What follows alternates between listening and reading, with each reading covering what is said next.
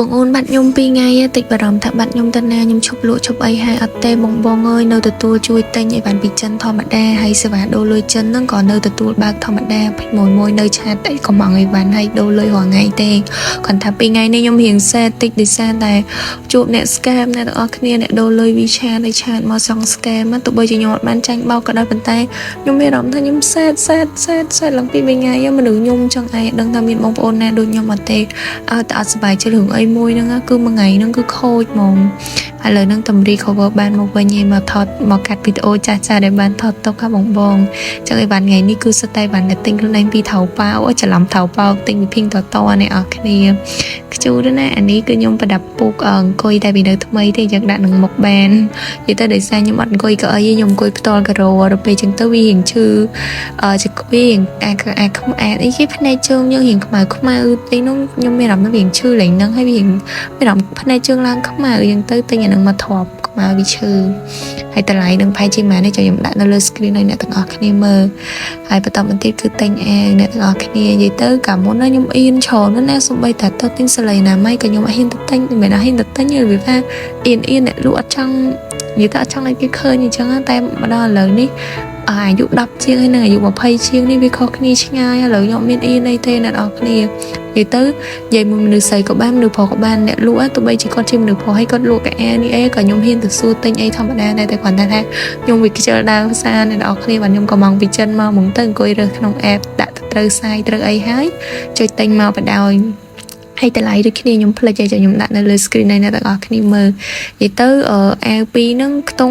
់ប្រហែលជាខ្ទង់$5ហ្នឹងអ្នកទាំងអស់គ្នាឬក៏អត់ដល់ទេឬក៏អាច$5ជាងដោយសារខ្ញុំទិញអាវហ្នឹងរៀងច្រើនដែរចំពោះពីរហ្នឹងបើគាត់ទៅមិនថ្លៃមែនទេអ្នកគ្នាមួយប្រហែល10000ឬក៏ខំ10000ទៀតឬក៏10000ជាងអីចឹងណាប៉ុន្តែអាខ្ញុំប្រហែលអ្នកនរគ្នាមុននឹងពាក់ទៅរៀងអត់សូវស្រួលទេអានេះ feedback ពីខ្ញុំវាស្រួលដែរប៉ុន្តែមានអារម្មណ៍ថាអាវដែលខ្ញុំទិញក្រោយនៅចុងវីដេអូនោះអានឹងស្រួលពាក់ជាងអ្នកនរគ្នាចាំពេលដល់ចុងវីដេអូហ្នឹងចាំខ្ញុំប្រាប់អាវមួយណែដល់អ្នកនរគ្នាហើយនេះខ្ញុំឃើញកាតាឡុកគេរបៀបអ្នកសក់ពីលើឆក់អញ្ចឹងគេមានអាសក់សេះពាក់ពីមុខហើយសក់ពីលើមកឃើញរៀងក្រាស់តិចក៏ខ្ញុំខំទិញមកមានណាអ្នកនរគ្នាពាក់ហើយមុខខ្ញុំឡើងដូចប្រុសអ្នកនរគ្នាទីទៅមុខខ្ញុំវាអសមនឹងសក់សេះហ្នឹងឯអ្នកនរគ្នាពេលដែលដាក់ទៅមានអារម្មណ៍ថាមុខដូចប្រុសមកចានិយាយទៅនិយាយទៅຕົកចោលលុយហ្មងឥឡូវនេះយើងមកតជាមួយនឹងអីវ៉ាន់មួយទៀតអ្នកនរគ្នាហើយអីវ៉ាន់នេះក៏សក់ដែរអ្នកនរគ្នាប៉ុន្តែអាសក់យើងនេះពីក្រោយនិយាយទៅសក់ខ្ញុំស្ដើងតិចហើយឈប់ឡើងអស់លេងអ្នកនរគ្នាមានសាប៊ូអីចង់ចែកម្លែកខ្ញុំកក់ច្រើនសាប៊ូច្រើន brand ទៀតវាអត់សូវ work ចឹងណាចឹងអានេះពេលយើងលើកសក់ចងមកហើយសក់ខ្ញុំតិចចឹងទៅខ្ញុំចាប់នឹងពីក្រោយមកមានសក់នឹងថែមតិចទៅឃើញយើងច្រើនតិចចឹងហ៎បងនិយាយទៅសក់និយាយទៅចាំខ្ញុំដាក់តម្លៃមួយនៅលើនឹងឲ្យខ្ញុំទិញណាហើយអានេះយើងតជាមួយអីវ៉ាន់មួយទៀតអ្នកនរគ្នាខ្ញុំចង់ផ្លេចដែរថាទិញអីគេតាគៀបអ្នកនរគ្នាដឹងថាបើខ្ញុំទិញតាគៀបហ្នឹងអត់អូននឹកខ្ញុំដាក់រូបហ្នឹងមើលគឺខ្ញុំមានអារម្មណ៍ថាស្អាតមែនទែនគៀបទៅក្បែរយើងមកខ្លំហើយឃើញមានដូចផ្កាឃើញមានអីខ្ញុំតបានចេះហើយណោះទិញ4ណាអ្នកគ្នានៅមាន2ម៉ូតទៀតតែអត់ទៅមកដល់នៃជើងក្រោយមិនមកដល់អញ្ចឹងណានិយាយទៅតាគៀបនឹងទិញចៃដន្យទៀតអ្នកនរគ្នាខ្ញុំតែចេះគៀបតាគៀបចឹងតែមានម្ដងទិញទេភ្ញៀវគាត់ order ទៅអាមូលទៅពេលទៅគេដាក់នឹងឲ្យខ្ញុំក៏សួរភ្ញៀវគាត់យក band អត់អីចឹងគាត់អត់ស្រឡាញ់ចឹងក៏ខ្ញុំ refund ទឹកប្រាក់ជូនគាត់ចឹងអាតាគៀបនឹងសល់ខ្ញុំគៀបទៅដល់ពេលខ្ញុំគៀបមកទៅស្អាតខ្ញុំទិញទៀតបដ ாய்អ្នកគ្នាអើយនិយាយទៅខាងជា shop បើសិនជាវ៉ាន់មកខុសពណ៌ខុសទំហំហាងគាត់ដាក់ច្រឡំអីមិនហ្នឹងគឺយើងអាចវេទៅចិនវិញបានទេប៉ុន្តែខាងខ្ញុំគឺទទួលខុសត្រូវ 100% ក៏មកថ្មីជូនវិញឬក៏ refund ទឹកប្រាក់ជូនវិញចឹងណាហើយសម្រាប់អានេះគឺ wet ជ្រុះរោមអ្នកទាំងអស់គ្នាខ្ញុំដឹងវាមានប្រសិទ្ធភាពប៉ុណ្ណានេះទិញខ្ញុំមកសាកសិនឯសាខ្ញុំហត់នឹងកៅនឹងបកអ្នកទាំងអស់គ្នាខ្ញុំមកយ៉ាប់មុនខ្ញុំបកនឹងអាស្ករក្តៅមានអារម្មណ៍ថាបកលើកទី4ហ្នឹងគឺខ្មៅឃ្លៀកឈប់បកបដ ாய் ចឹងទៅទិញអាជំរុះនេះមកមកសាឈប់បកឲ្យតែចាំបកស្ករតិចម្ដងអត់មិនសាអីសាតែស្ករក្តៅហើយនេះអ្នកគ្នាដឹងអីគេអត់ពេលខ្ញុំអង្គុយអ្នកទាំងអស់គ្នាខ្ញុំរៀងកោងខ្នងខ្ញុំចង់ទិញខ្ញុំមកសាកមើលអាចជួយឲ្យខ្នងយើងត្រង់វិញអត់ចឹងណាប៉ុន្តែមករយៈក្រោយនេះខ្ញុំហាត់ប្រាណអ្នកនរគ្នាខ្ញុំហាត់ប្រាណទៅមានអារម្មណ៍ថាខ្នងខ្ញុំរៀងបាត់កោងតិចតែវានៅកោងខ្លះចឹងខ្ញុំចង់ទិញអានេះមកសម្រាប់ពាក់អីតម្រង់ខ្នងចឹងប៉ុន្តែជាក់ស្ដែងអ្នកនរគ្នាខ្ញុំខ្ជិលខ្លាំងណាស់អង្គុយធម្មតាហ្នឹងຕົកចោលមានបានមកពាក់តម្រង់ខ្នងអីទៅស្ដាយលុយនេះទិញຕົកចោលចឹងប៉ុន្តែមិនជាអីអ្នកគ្នាខ្ញុំបានហាត់ប្រាណថែមចឹងទៅមានអារម្មណ៍ថា hand brand វារបៀបមកផ្លែប៉ុន្តែខ្ញុំមានអារម្មណ៍ខ្នងខ្ញុំរៀងត្រង់ជាងមុនអញ្ចឹងណាចឹងតមកទៀតនេះគឺខ្ញុំទិញជាមួយនឹងសូមដៃអ្នកនរគ្នាឥឡូវរៀងខ្លុំលេតិចហើយខ្ញុំលាបលេក៏មុនខ្ញុំមិនសូវចេះខ្លុំតែឥឡូវនេះខ្ញុំរៀងខ្លុំទៅមានអារម្មណ៍ថាវារៀងជ្រះសម្បុរដែរចឹងប៉ុន្តែខ្ញុំលាបនេះដៃខ្ញុំឃើញដៃនៅដដែលហើយបបដៃខ្ញុំរៀងចង់ខ្មៅជាងមុនទៀតដោយសារបានពាក់សំដៃសំអីប៉ុន្តែខ្ញុំចាប់អារម្មណ៍ជើងខ្ញុំពេលលាបលេមួយរយៈហ្នឹងជើងធំជាកងចោលទៅក្រោមខ្ញុំនឹងរៀងខ្មៅជាងផ្លូវខ្លាំងតែឥឡូវនេះមានអារម្មណ៍ថាវារៀងមកឡើងពណ៌ចង់ស្មៅផ្លូវវិញអញ្ចឹងអត់អីរៀងមានអារម្មណ៍ថាលេនឹងវា work ដែរអញ្ចឹងណាអ្នកដឹងអានេះគេអត់តឡានឹងប្រដាប់ពាក់ការពារប្រឡាក់អ្នកនរគ្នាអានេះធម្មតាយើងទិញកណាត់ទៅមានអារម្មណ៍ថាវាប្រឡាក់ទៅនៅស្ដុបអីនឹងយើងកាប់សាច់កាប់អីឬមួយក៏អីចឹងណាឬមួយក៏យើងលាងចានទឹកសាប៊ូទឹកនេះអីប្រឡាក់ប៉ុន្តែនេះវា plastic ចឹងទៅយើងជូតចេញឬអីទៅស្អាតហើយខ្ញុំមានអារម្មណ៍ថាពេញចិត្តមែនតើឥឡូវហ្នឹងស្ត្រីមេផ្ទះពេញទីឯចាតែឥឡូវសុំដោះចេញសិនអ្នកនរគ្នាដោយសារមានអារម្មណ៍ថាអូយអត់សូវចូលចិត្តធ្វើម្ហូបធ្វើអីមែននេះខ្ញុំមកនិយាយទៅខ្ញុំចូលចិត្តញ៉ាំប៉ុន្តែគ្រាន់ថាបើធ្វើខ្ញុំមានអារម្មណ៍ថាឲ្យថ្ងៃណាធ្វើម្ហូបហើយគឺញ៉ាំបាយអត់ឆ្ងាញ់ទេអ្នកនរគ្នាអញ្ចឹងមិនម៉ាក់ខ្ញុំក៏ចេះថាញ៉ាំបាយអត់ឆ្ងាញ់ហ្នឹងដោយសារគាត់ធ្វើម្ហូបហត់ពេកឥឡូវតមកទៀតនេះអាវនេះខ្ញុំពេញចិត្តអ្នកគ្នាដោយសារខ្ញុំមានអារម្មណ៍ថារយៈក្រោយហ្នឹងខ្ញុំចិត្តពាក់អាវវាក្លៀកមែនតើអញ្ចឹងទៅខ្ញុំទិញអាវចេះមានពងស្រាប់ហ្មងហើយអានេះមិនមែនតែយើងពាក់មួយជាន់អីអញ្ចឹងយើងពាក់នៅក្នុងកៅអៅសកៅអៅទៅធ្វើការឬមួយក៏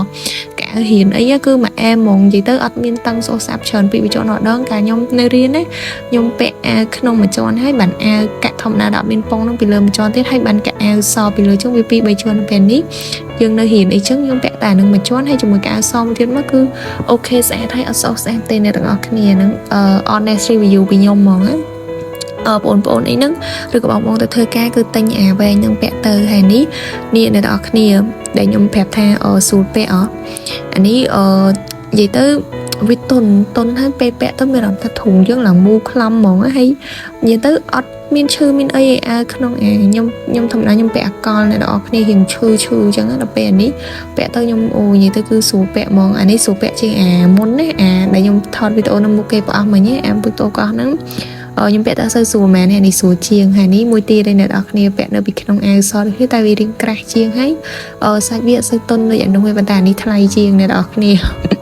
ប៉ុន្តែបើសួរថាពីនឹងខ្ញុំចូលចិត្តមួយណាជាងខ្ញុំចូលចិត្តអាមុននឹងជាងនៅខាងស្ដាំដៃខ្ញុំអាទូចហ្នឹងព្រោះពេលយើងពាក់អាវហ្នឹងហើយពាក់អាវសពីលើយើងទៅនុយមកវាអត់សូវតឹងជាមួយចង្កេះយើងអីជាមួយសពុតវាមកទៅស្អាតដល់ពេលនោះ